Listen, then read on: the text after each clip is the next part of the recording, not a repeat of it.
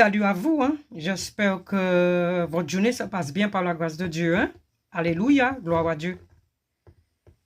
Nous allons étudier Jean 4, le verset 23 et 24. Hein.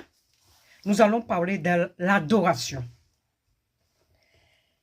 Mais l'heure vient, et elle est déjà venue, où les vrais adorateurs adoreront le Père en esprit et en vérité.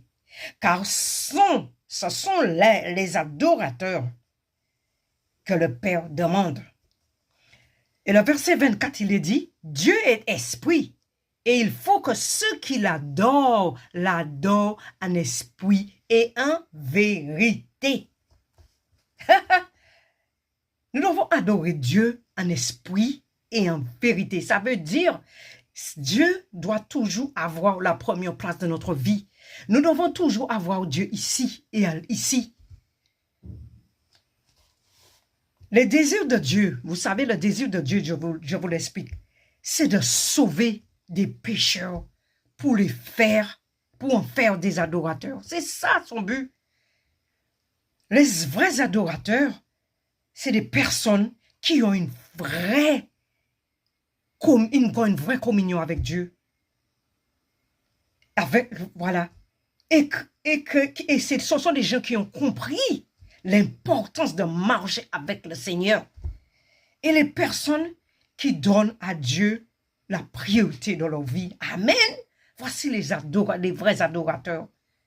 Ils ne donnent pas, ah, je dois aller travailler, ah oui, j'ai pas le temps de prier, ah non, il faut que j'aille travailler, il faut que je m'occupe de mes enfants. Non, on lui donne toujours les vrais adorateurs, ils donnent toujours la première place à Dieu. Quand ils se réveillent ils se lèvent le matin, la première chose qu'ils font, c'est de prier, avant même qu'ils prennent le café, avant même qu'ils fassent quel que soit, ils donnent toujours la première place, la priorité à Dieu. C'est ça qu'on appelle les vrais adorateurs.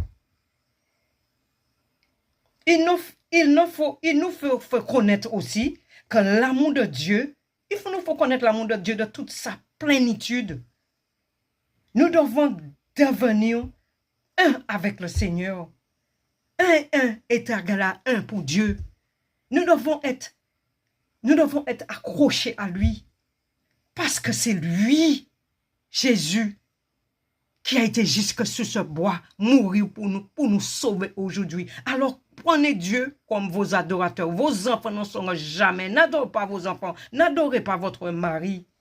J'attends beaucoup de gens qui disent, oui, j'adore mes enfants. Non, il faut adorer Dieu et Dieu seul. C'est lui seul qui mérite l'adoration. Adore-le en esprit.